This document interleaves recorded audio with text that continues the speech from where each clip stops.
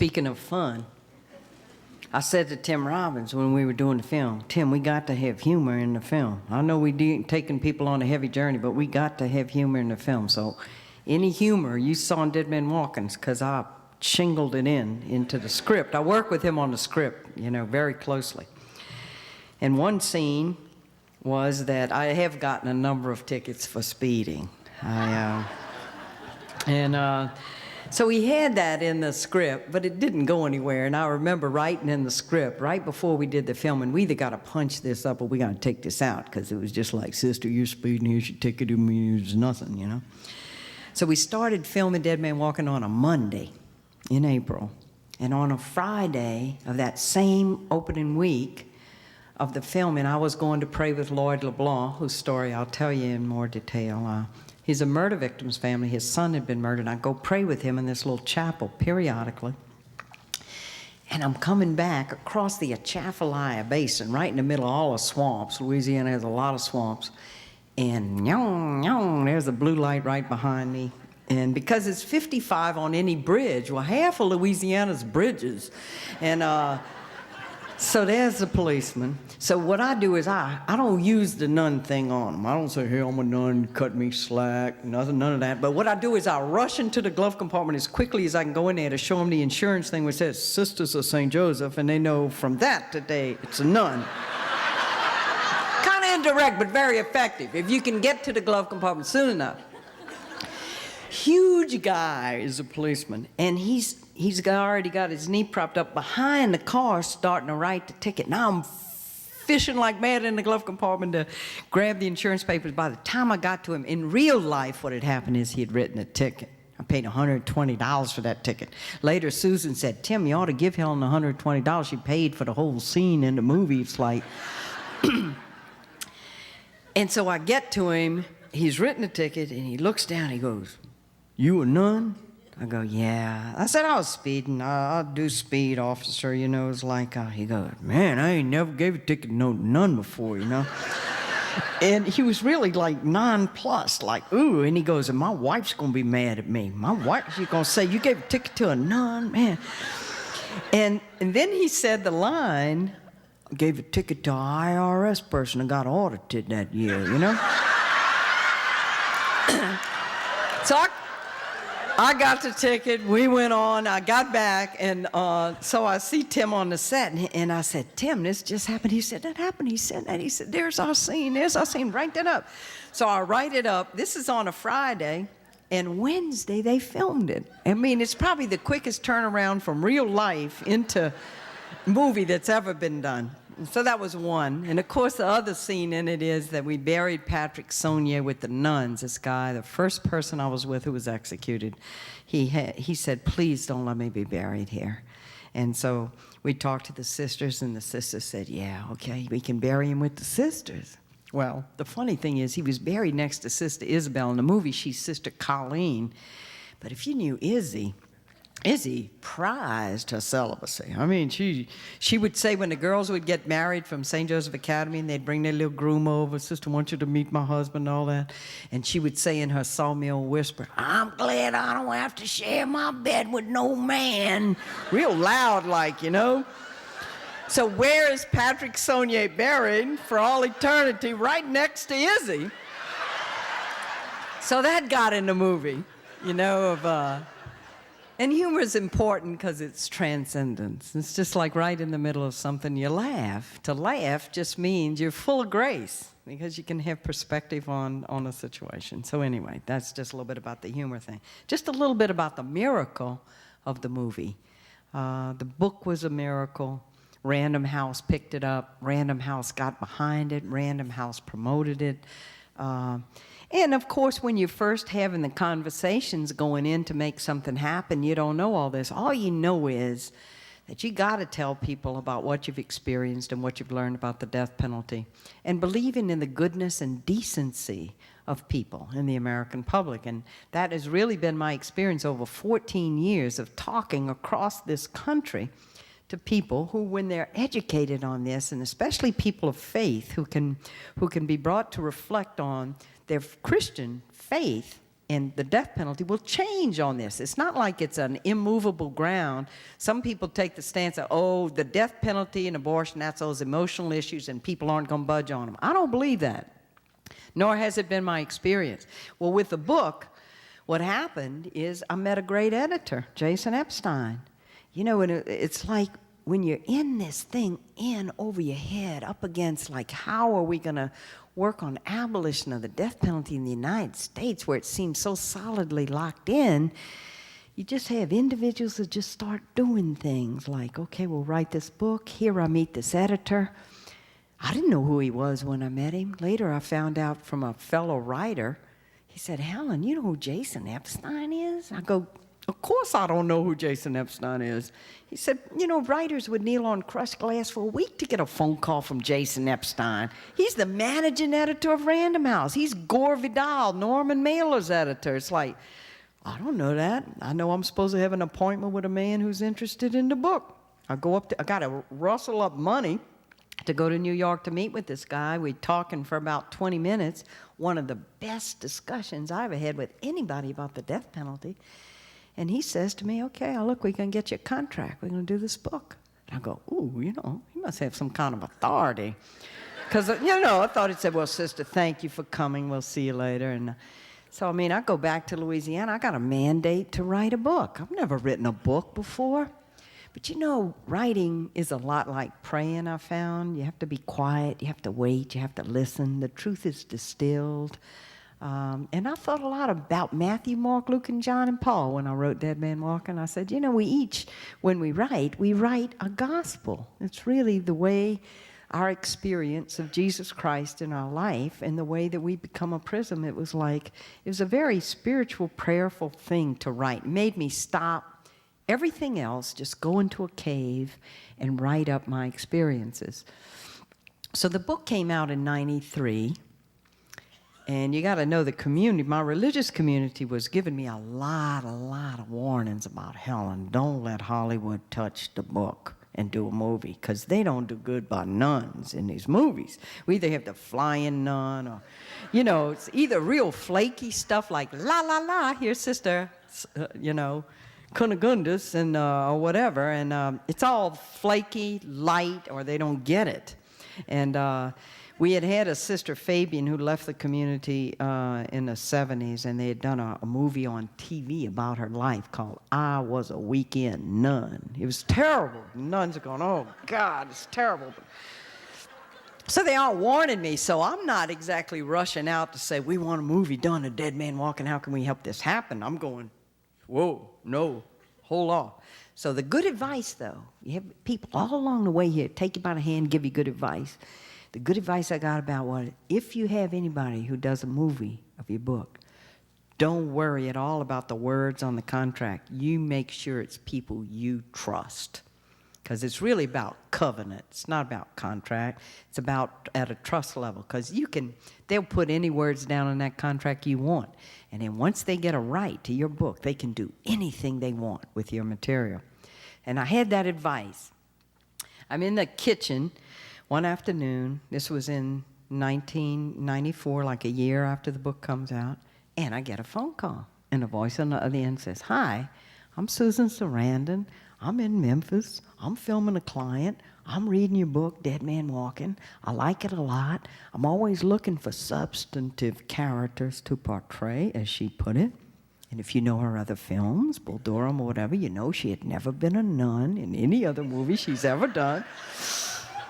So I'm going, Susan Sarandon. And I had heard about her from Amnesty International, you know, just saying this is a woman who's really very involved in human rights and good lady, you know. So I said, sure, Susan, you know, we could meet. She had to come to New Orleans for 2 days of filming. The Formula Grisham story, they always has people leaving out in planes at the end of the story. So she had to come to New Orleans. So I said, sure, we'll meet. We set the restaurant. We go, but before I go rent Thelma and Louise, see what she looks like. Because, you know, I didn't want to have her come in a restaurant and I don't know who she is. I'd heard her name. The whole time I look at the movie, of course, I get her mixed up with Gina Davis. The whole movie, I think she's Gina Davis. That ditzy one in Thelma and Louise was doing all the stupid stuff, and I kept liking Louise. But that other one, And she walks in the restaurant, and I mean, what I felt was relief. It was like, oh, thank you, Jesus. She's Louise. That's a really good start, you know. Later, I told her that. Only much later did I tell her the story. I told everybody but her about that Gina Davis thing. And we were at the party at the end of filming Dead Man Walking, and I said, Susan, I got a confession to make to you. And she stood back like this and went, Gina Davis. I said, oh, you know. I meet her. I like her. I know I can trust her. She's been involved in not just the death penalty, but other, where she stands for the dignity of human people. You know, it's like great. And so she takes the book and brings it to Tim. And it took like 7 months for her to persuade him that he needed to do Dead Man Walking. He was involved in another project, and he didn't automatically just do that. It took a long time. And then when Tim read the book, then they invited me up to New York. We all sat in their living room. And you know, you sitting down with people like Bob Gross and I, how many times have we sat in living rooms, talked about things that could happen? When things happen, it's usually that there was a small group of people sitting in a room talking about, hey, let's make this happen. So here I am with Tim and Susan, and we talk about Dead Man Walking. And he thinks it could be a good film. And he's very interested in pursuing in the film about the Christian dimension of the film. He said, you know, we have a lot of people out there who claim to act in the name of Jesus Christ, and they are solidly for the death penalty. They very selectively quote the scriptures. And if you notice in Dead Man Walking, all the people who wear crosses, I have a cross on. In the chaplain's office, there's a cross. The nurse executioner has a cross around her neck. The murder victims' families for the death penalty have a cross. And the murder victim's family working toward reconciliation and forgiveness have a cross. Crosses everywhere. Where's Jesus? What does it mean to believe in Jesus? And he's just leading people to reflect. It's not like the film answers all the questions.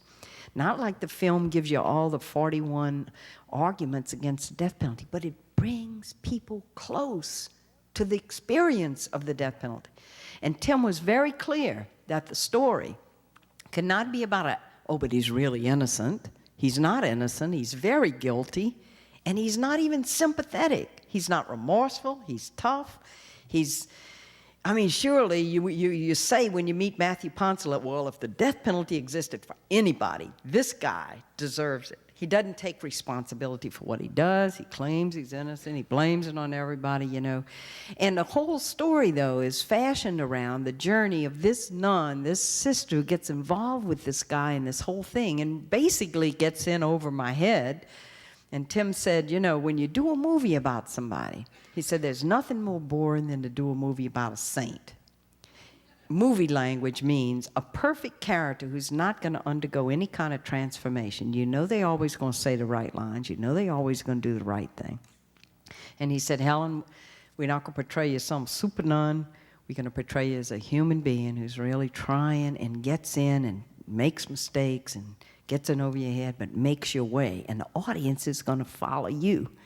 And the audience is going to say to themselves, boy, is this nun getting suckered in by this guy? And it's true. I got a letter from somebody like just last week. Said, I saw your film, and I got to tell you, during the whole first half of the film, I thought, boy, is this nun getting suckered in by this guy?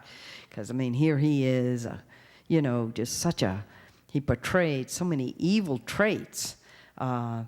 And of course, that's the moral question about the death penalty. Well, let's take the really bad cases now. Let's not take cases of innocent people. Let's take people really guilty of doing terrible crimes, and we feel the outrage over what they have done and say, well, okay, this is what we need the death penalty for. And then you can fill in those slots, the Timothy McVeigh, the Ted Bundy, the John Wayne Gacy, the real poster boy killers that we got to have the death penalty for. And that's how the argument for the death penalty goes. So it's almost like Tim just descended right into the fray of this. We were into the writing of the script for over, a couple of months, and then he called me one day and he said, God, as a filmmaker, I hate to do this, but he says, I know the people you were with died in the electric chair, but I think we need to switch to lethal injection in the film, because here's what I'm thinking. More and more states are turning to lethal injection. Supposedly, it's a more humane way of killing people, and we can't give them any moral out in this film. So we have to explore: is there a humane way to kill a person? And I said, you know, Tim, you're right. Because if it had been electric chair, and people say, well, we're not barbaric like that anymore, like people in Louisiana. We do lethal injection. We kill them humanely. We just put them to sleep. And that's the rhetoric people are using about it. And so we made that change in it. That's the most dramatic change. And of course, it is composite characters, because you can't deal with all the people I write about in the book. And we made the film. The filming, the experience of the filming. I'm there on the set with them. All the people on the set are reading a book. You know, people who work with the costume, the wardrobe, and the hair, and the electricians, and the grips, and all the people. I never did learn all those titles of who was a grip and who was what. But anyway, they're all reading a book, and we all having these great discussions. And some people are saying to me, do you know how good it is to work on a film like this?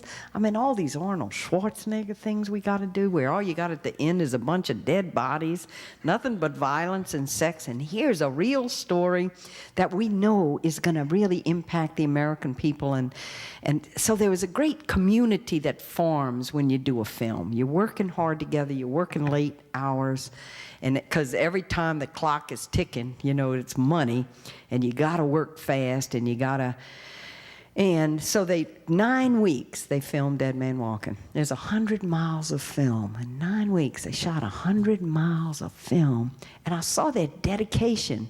I saw their doing the scene over. Susan would say, Tim says, wow, that was perfect. Okay, let's do it again.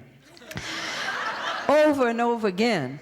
And Susan defines the vocation of acting, and she calls it a vocation, as enforced compassion, because you got to get inside a person's skin without judgment, and you portray their life. And so I realize as we're doing the film that I'm working with some really dedicated and talented people. I mean, even the decision to end the movie with me praying with the murder victim's family. You know, and it's like, I said, Tim, you think you can pull that off? And he goes, now you a nun, you asking me, can we end a movie with prayer?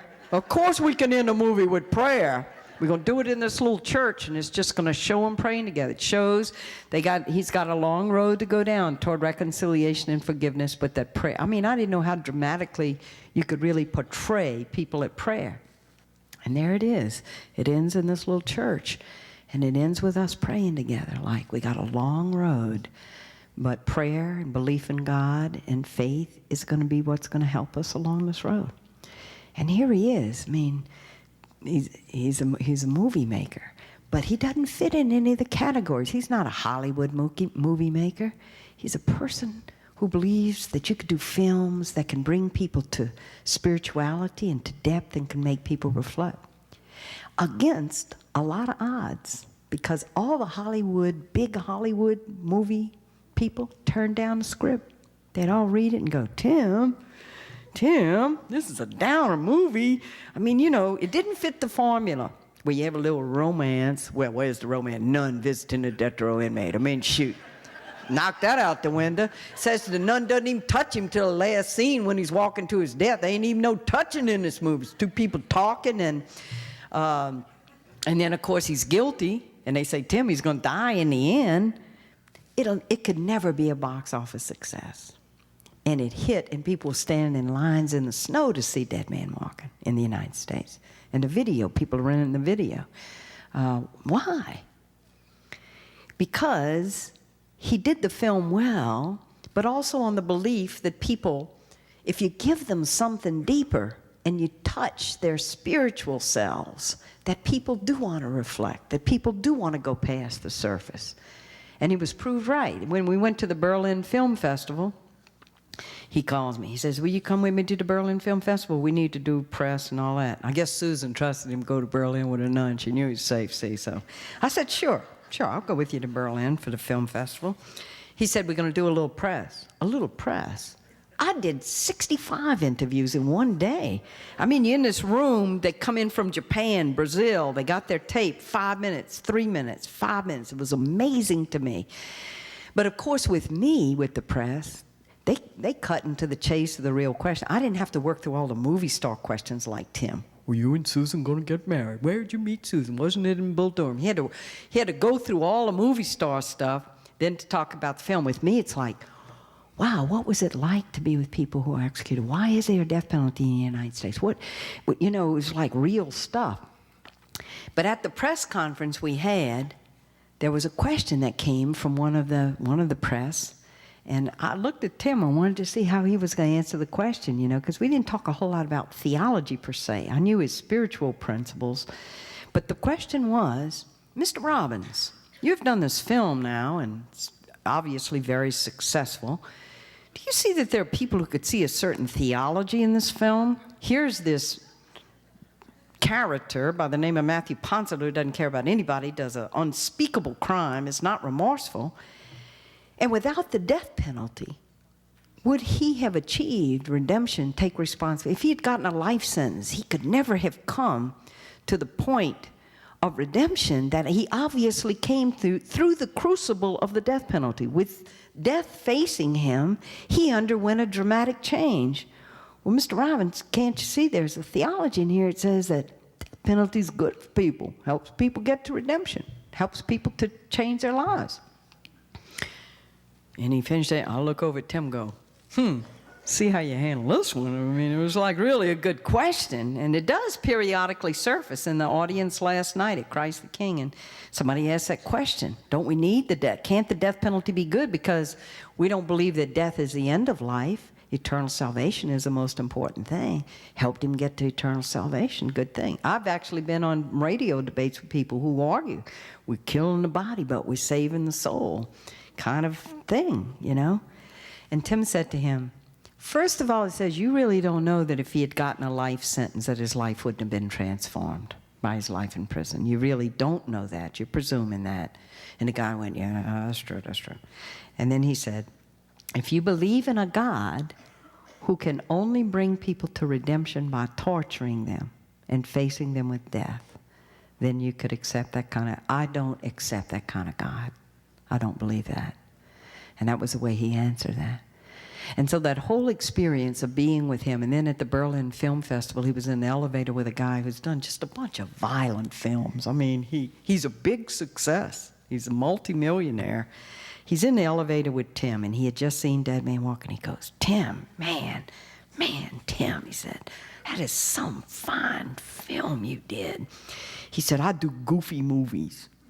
Tim goes, well, he's trying to one peer to another. Go, well, I guess we need goofy movies too, trying to be supportive of the guy. But he knew he did goofy movies. It was like, and he goes, yeah, he says, but my next film, he says, I'm going to do a good film like this, like you did. And Tim, in the movie Dead Man Walking, became a sign of possibility to people in the movie industry, that it's possible to do a film that will make people reflect, that people will come to see it, and that you don't have to just do the Hollywood formula kind of movie with bang, bang, shoot 'em up, blow 'em up, bazooka 'em up, and have a lot of sex, and you got a successful film.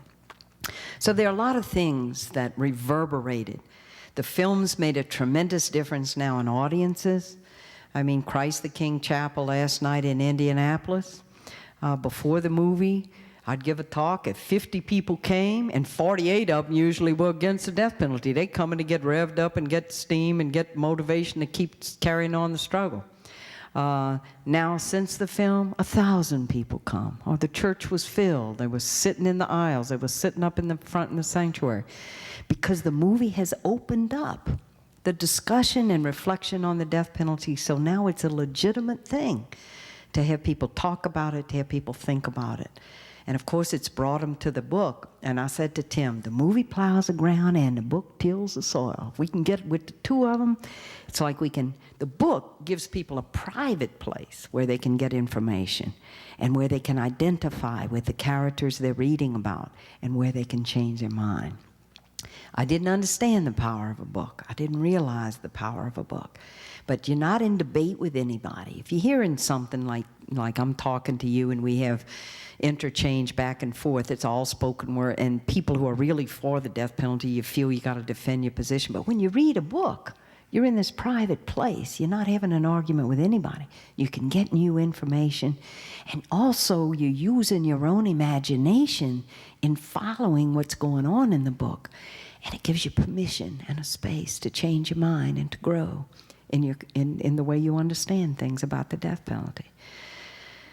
The core experiences that led to the book and the movie were, first, I got involved with poor people.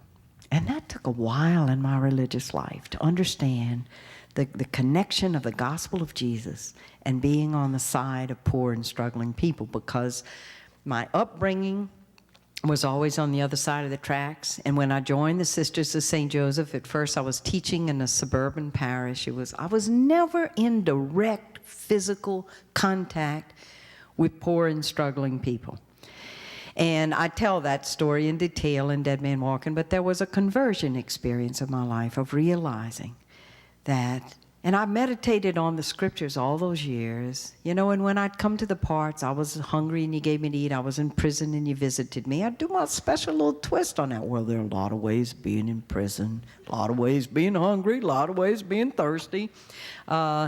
I never just took it at face value that it really meant going into a prison, or that it really meant being with people who don't have the bare necessities of what they need to live. I never had taken on systemic injustice. It was like I was kind to individuals and I was charitable toward people, but I never understood the integral connection that if you're going to be on the side of people poor and struggling and disenfranchised and marginated, you got to undertake their struggle for justice. It's integral to the gospel of Jesus. Who was Jesus with? Who did Jesus hang with? It's always, you look at the stories, he touches lepers, untouchables. Even the story of the Good Samaritan, which is about a guy that falls by the wayside because the robbers attack him. The key part of that story is, and he was left half dead. Because the people making their way up to Jerusalem to celebrate in the temple, Jewish rule, you touch a corpse, you're unclean, you can't celebrate in the temple. So if rules and cleanliness were more important to you than anything, the guy's lying in the ditch, he's half dead. If he's half dead, how you gonna know if you're touching a corpse or touching a live person? You're going to have to roll him over. You're going to have to look at the guy close up. And the priest goes by, and the scribe goes by. They don't want to touch him. They don't want to risk uncleanliness. Then they couldn't celebrate in the temple. And here comes the Samaritan, doesn't know boost squat about rules or cleanliness, cares less, but has compassion. Oh, my God. The guy in the ditch turns him over, sees what he needs, not only puts him on his little donkey or burro, whatever, and brings him to an inn, but leaves money, saw him through for his healing. And there's that story, and so many stories about Jesus. The table fellowship of Jesus. The Jewish people were very oppressed by the Romans. They were an oppressed group. What happens sometimes within oppressed groups is they have stronger categories of who you can be with or who you can't be with than if they're not oppressed. They turn in on each other. All these rules that were present in the Jewish religion, and who you sat at table with was a big thing. And Jesus sat at table with everybody. He says, when you give a banquet, go in the highways and byways and bring people in. That was unheard of. You're sitting at the table with just anybody off the streets, clean, unclean. And Jesus kept breaking through those categories. Well, of course, now I have read these stories all these years. I've meditated, but it was like I needed that, really the call from God, the spark in my life, where I fused in my own soul the connection of these two things.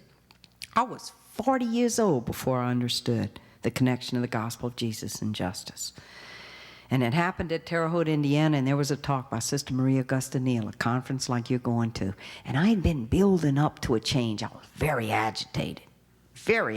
When the Spirit moves you, I find first I go through a period of great agitation. Like the angel stirs the waters, because I was having debate with the sisters who were saying we need to be more involved with poor people. We need to undertake social justice. We're all with affluent people and with people on the other side of the tracks. We're not directly involved with any poor people. And I'm saying things like, well, if the poor have God, they have everything. I was like, oh, because I was out of touch. But agitated. Why was I so agitated?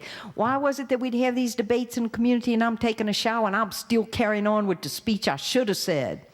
The agitation was a sign that something was moving in me and I was about to change, and it was going to be a big change, and I was resisting it. And when the awareness and the illumination came, it was like a fusion. And I still remember the line that she said at that conference. The whole first day she had talked to us about the poor and the non-poor and the need for justice. None of the statistics changed me. She came to Jesus on the second day, and the line was, Jesus preached good news to the poor. I'm going, yeah, I know that. And the good news was of how God loved everybody. Nope, she didn't say that line. She said an integral to the good news that Jesus preached was that they would be poor no longer. That when you begin to look, Jesus began to shape a new kind of community where people would not be in need, and the fusion of justice, not just as an extra or that we go let some people do, but everybody as a follower of Jesus, to be on the side of poor people, to be involved in their struggle. And I got my mandate, and I left that room, and my life changed because I began then to act in very simple ways, but out of that new understanding I had to follow Jesus, which has always been very important to me. I need to be involved with poor and struggling people. And so the first step, I mean, now a lot of times the media say, well, what you doing with people on death row? What's a nun doing on death row and all? I go, upward mobility of the gospel. Look at who Jesus hung out with. But first, I got involved with poor people in a black inner city housing project in New Orleans. And I soon found what a greased rail there was between being poor, and especially being poor and black, and prisons in Louisiana and death row. And I'm in that soil when I got the invitation by Chava Colon in January 1982, coming along the street. He was with the Louisiana Prison Coalition office. He said, hey, Sister Helen, you want to be a pen pal, somebody on death row? And I said, sure. I thought I could write letters. You know, God is sneaky because, I mean, you hear the call of the prophets. Look, just go do this one little thing here. Just go do this. You know how it goes. Just go do Bob Gross. You have a conversation with Bob Gross. He says, Helen, would you just do this one little thing?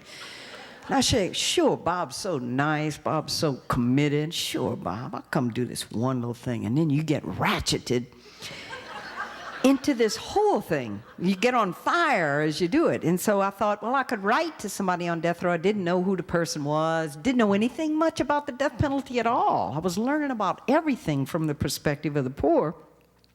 But I knew this, if he was sitting on death row in Louisiana, he was poor. I didn't have any doubts about that. Only poor people go to death row. So I write a few letters. I write to the guy writes back. I write to the guy writes back. I write to the guy writes back. I begin to see a human being coming to me through these letters, and I find out he doesn't have anybody visit him.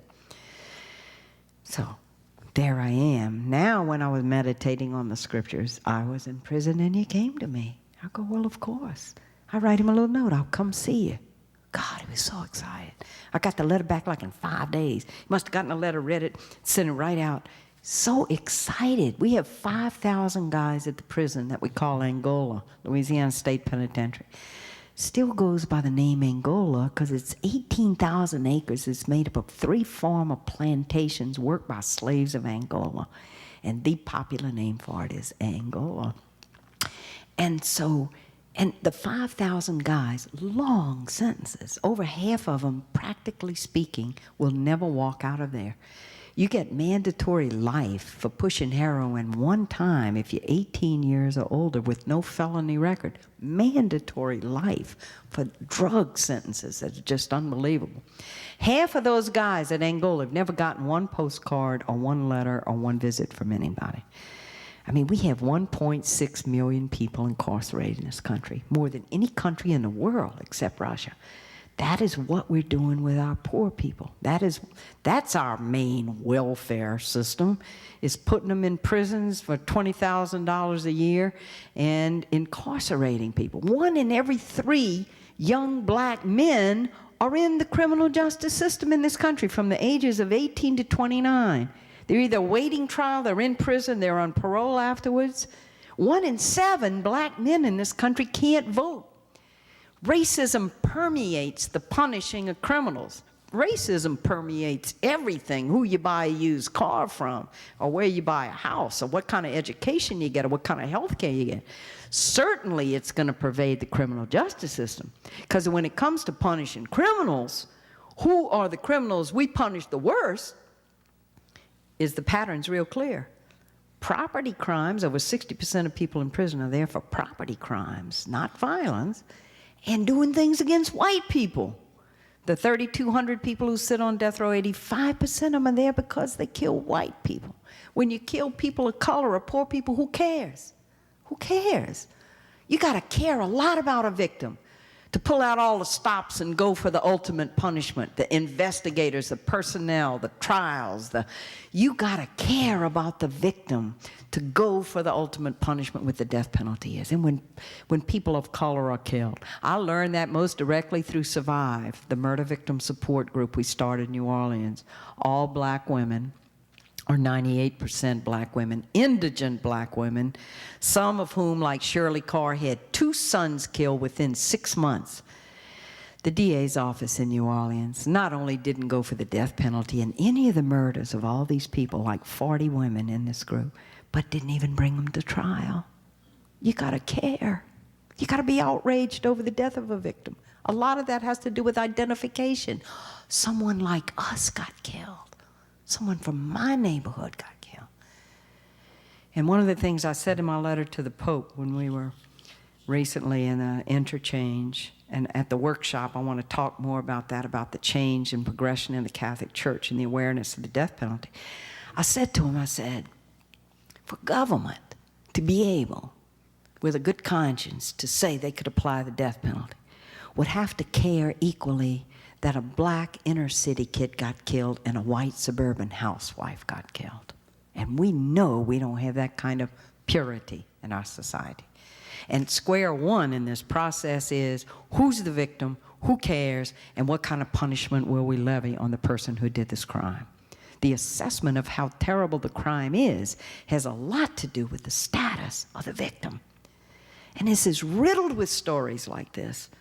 Young Virginia Smith in North Louisiana was taken into the woods by 3 young men, brutally raped, stabbed, left to bleed to death in the woods. They all went to trial. None of them got the death penalty, and one of them didn't even get a life sentence. Of course, they're all white kids. Their daddies know the DA in town. Virginia Smith is a young black girl. Who cared about young Virginia Smith enough that they would ask the death penalty for these 3 kids? Now, they did a terrible thing. Nobody's excusing them. But when you go to give the penalty, who you are, who you know, who you did it to, all these things are factors. That's why we could never get it right in this country. So I write to this man, then I visit this man, then I become spiritual advisor to this man. Another part of the sneakiness of God in it is, I don't know the difference between being a spiritual advisor, going as a friend. I don't think there's a difference in these categories. He says, I'm a Catholic, you a nun, would you be my spiritual advisor? I'll say, sure, fill out the papers. When a person's executed in Louisiana, they're executed at midnight. At 5:45 in the evening, everybody leaves the death house except the spiritual advisor. The spiritual advisor can be there to the end. They had never had a woman do this before. You know, they'd never had a woman go with somebody to the end like this. It's always men chaplains.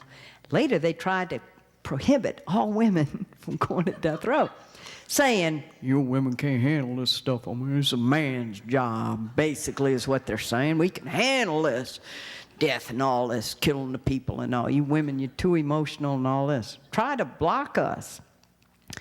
We had to take them on that and just say, you know, they have a constitutional right to a person of their choice.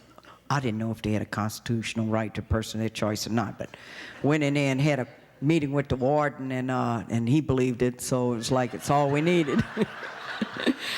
The truth is that prisons do whatever they want with people around that issue. Who they let in as spiritual advisor, who they don't. It's like it's a very open-ended thing in prisons. And so here I am with this man when he dies. Incredible to me. We hadn't executed anybody since the 60s. I couldn't believe it was going to happen.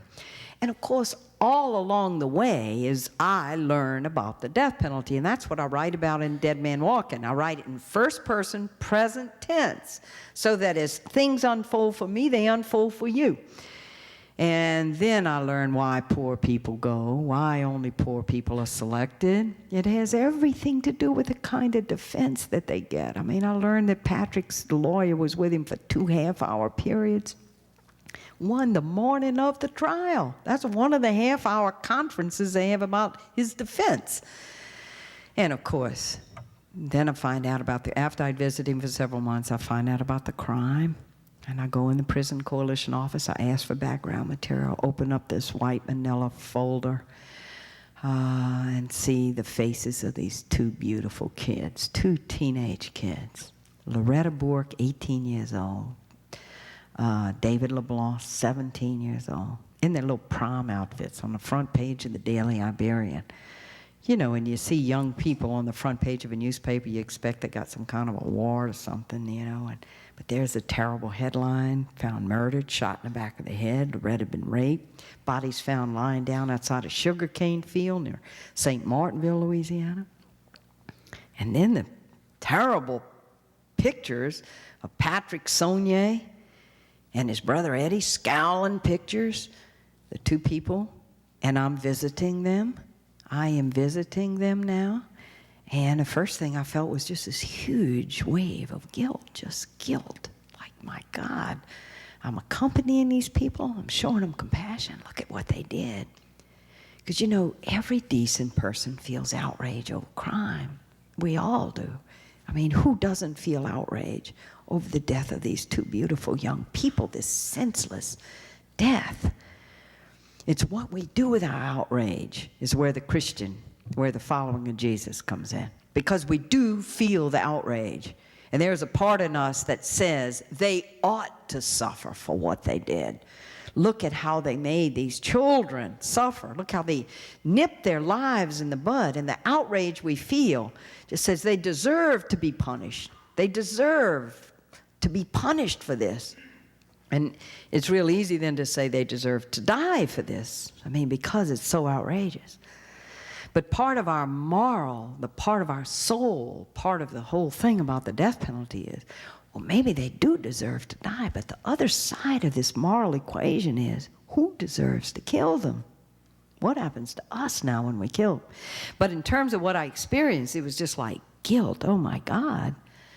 I am showing compassion and visiting these people who did this. Then I think of the parents. And this is a terrible mistake I made, and I said it in the book, and we show it in the movie. It was like I didn't know how to handle them, and I stayed away. Partly I didn't know how to deal with people because I knew that even though I'm outraged, even though I feel guilty, there's a corner of my soul that was still holding on to, but Louisiana should not be killing people. I mean, I just really knew that I was unalterably opposed to the state taking life. But it was like, but here's what they've done here. But then suppose I go see them. Just suppose I go see them. Now here I am, spiritual advisor to Patrick Saunier and to Eddie. And they say to me, well, sister, you care about what happened to our daughter? You care about what happened to our son? Well, we want to see this guy fry. We want to see justice done for our son, for our daughter. Can you stand with us in that, sister? Can you support us in that? And I knew I couldn't do that. So I said, better to stay away. I don't want to get into that with those people. It's going to be worse. We get into that discussion, it's going to be worse. Better to stay away. And then there was cowardice. I was scared. I mean, they're going to slam the door in my face. I mean, they might even take a shotgun to me and shoot me all the way to the car. I mean, these people can get violent. I was scared. I wasn't going to go near those people. I didn't know how to handle it, and I was scared and cowardly. I only meet them at the pardon board hearing before Patrick Saunier was executed, the very place you do not want to meet a victim's family because by then everything's polarized. The pardon board hearing is the closest you can come to a Roman amphitheater where people put their thumbs up if they want the person to live and their thumbs down if they want the person to die. The pardon board hearing is a panel of people appointed by the governor who hear if there are any special things about this case where a person should be granted clemency or not. I mean, and it's when you go into the meeting, it's a public meeting, and you sign the register, and people who are for the victims going to sit over on the state side who want to do the execution. And it's so easy for victims' families to get in this. Here's what we're going to do for you, Mr. and Mrs. Bork and Mr. and Mrs. LeBlanc. The terrible thing that's been done to your son and daughter, we're going to give you justice, and we're going to get the death penalty for this guy. And the equation of the seriousness of the punishment is linked to how much you loved your son and daughter and what justice demands. That kind of crime deserves the death penalty, and we're going to do justice for you. And we're going to allow you to sit on the front row and watch him die. You can send a family representative. Here's justice that we're going to do for you. Victims' families are extraordinary people if they don't go for that. And there's a kind of social pressure on it, too, because there are people like in murder victims' families for reconciliation who don't believe in the death penalty, even though they've had loved ones killed, like Marietta Yeager, whose young daughter was murdered. She was on a talk show with another murder victim's family, very much for the death penalty. She spoke against it as they were leaving the talk show. The people said to her, "It's a shame you don't love your daughter the way we love ours." But you see how easy it is? It's like you loved your child, you lost your child, terrible crime. Here's the ultimate punishment we offer. You don't want the ultimate punishment? Well, is there something lacking in your love? Or you would forgive the person who killed your son or daughter? Are you sick? Are you out of touch with reality? People don't understand forgiveness, reconciliation. They don't understand getting out of the box of that violence done to you demands violence done. It's a whole other way of thinking. And in the movie, Earl Delacroix, he's got the name Cross even in his name, Cross, is making his way toward that reconciliation and forgiveness, the first steps. Lloyd LeBlanc, in real life, is much further advanced than that. He's the most Christian man I ever met in my life. When I did meet him outside this pardon board hearing, and he goes, "Sister, where have you been? Eula and I, his wife, we had nobody to talk to. They got us on a grease rail with this death. I found out the guy isn't even for the death penalty. He's pressured in all this." He said, "Where have you been?" I said, "Oh, Mr. LeBlanc, I didn't think you'd want to see me." He goes, "Think. Sister, you don't know what I think till you come see me."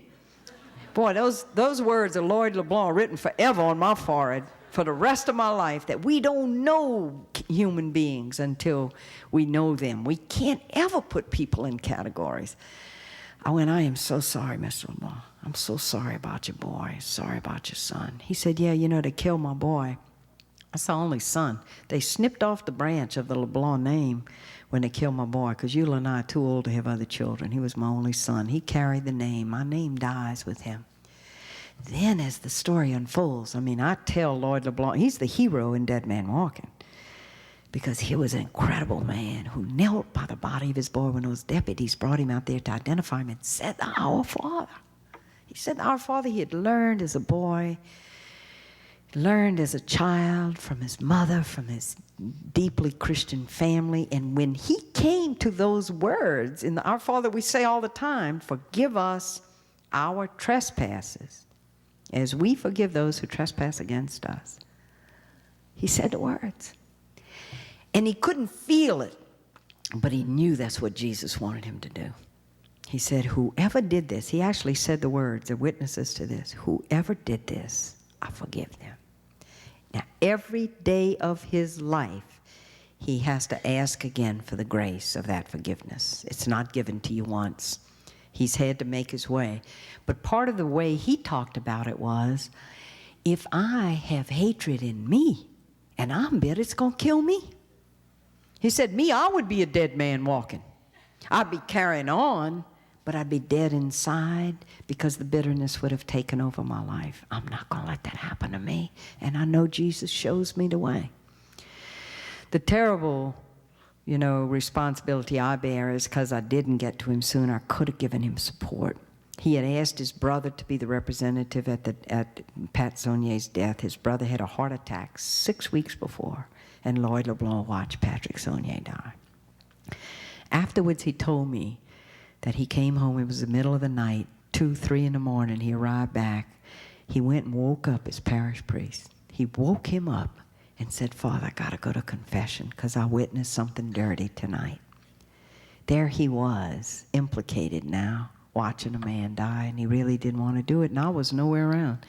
And what I learned from Lloyd DeBlanc, and then as I began to get involved with murder victim support groups, is how alone they are. They've experienced such pain, people stay away from them. Our culture is not real good at dealing with death or pain. With pain, if you can't pop a pill and instantly deal with pain, we don't want to have anything to do with pain. And here's this family living in that house right down the street, and they had somebody murdered. We don't know what to do with that, and we stay away. They were saying that in these support groups. After the funeral, nobody came to see us. This woman said, I try to bring up about Mary, and people change the subject. People just stay away. It's like it's a white hot fire. It's a burning bush, and who knows how to handle it. And you know, one of the reasons that I love people like you, knowing you through Bob Gross, the Church of the Brethren, the whole Mennonite tradition, and living of the gospel in peace and nonviolence. I mean, you have stood there in your tradition when many other churches have not. That is basically who you are people who understand the gospel of Jesus, that it's about healing, and it's about reconciliation, and it's about justice, and it's not about violence. And I want to say to you that over the years, before we could even begin to get the Catholic Church to go down the road, you have inspired me. You have strengthened me, knowing who you are, what you stand for, in your tradition as Church of the Brethren and nonviolence and following the gospel of Jesus, even when 99.9% of the rest of the population doesn't understand. And I just have to take this example, this time, to say that to you personally.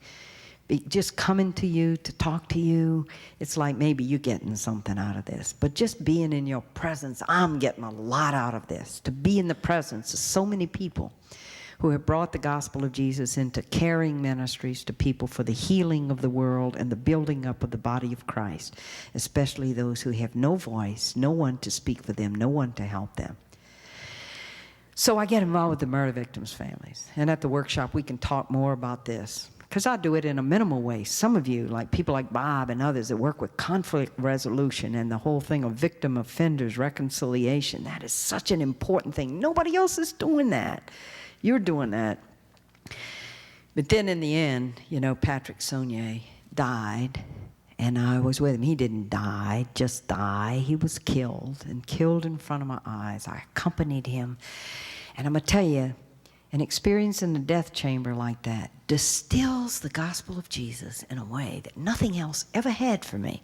It was like I was in this circle of light with this man, accompanying him, shoring up his dignity as a person, as a son of God, and walking with him to his death. And everything gets very distilled at a moment like that. Are you for love or are you for hate? Are you for vengeance or are you for mercy? Are you for life or are you for death? And I was in that circle and I was with him. And his own faith and his own grace gave me strength. I helped him too, but he helped me. The deepest things are always mutual. The deepest spiritual things are always mutual. And then I watched him die, and I walked out of that execution chamber, and I knew then, as clearly as I'm talking to you now, I heard the voice inside me say, if the people of Louisiana really knew what is involved in the death penalty, they'll reject it.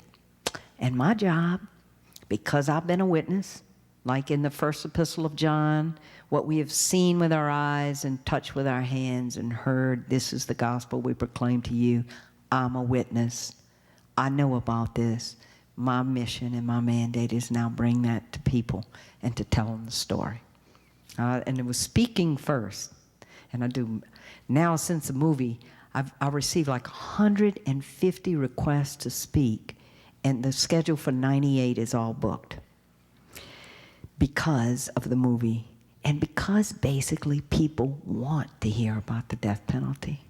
The people are good and decent people.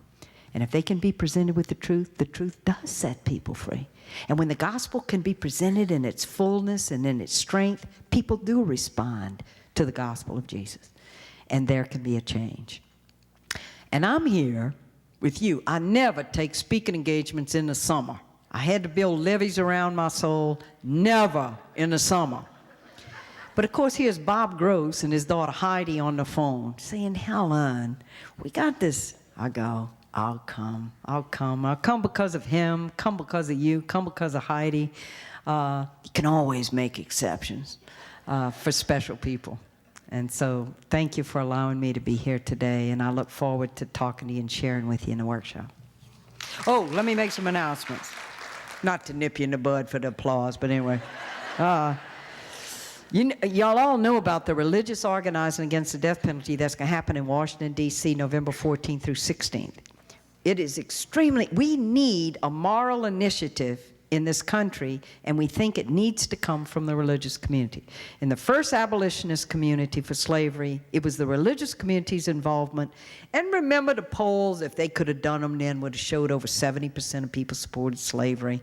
It's the same thing. But through moral enlightenment, which we feel the churches have got to be the ones to do this. We're going to do that in Washington, D.C. These papers are available, and there's a table out with Citizens United for Alternatives to the Death Penalty. They have a lot of good invitations on there, like the Children's Crusade going on with the Bruderhof community and the Texas Journey Hopes, concrete stuff to do. We'll talk about that more in the workshop, too. Thank you.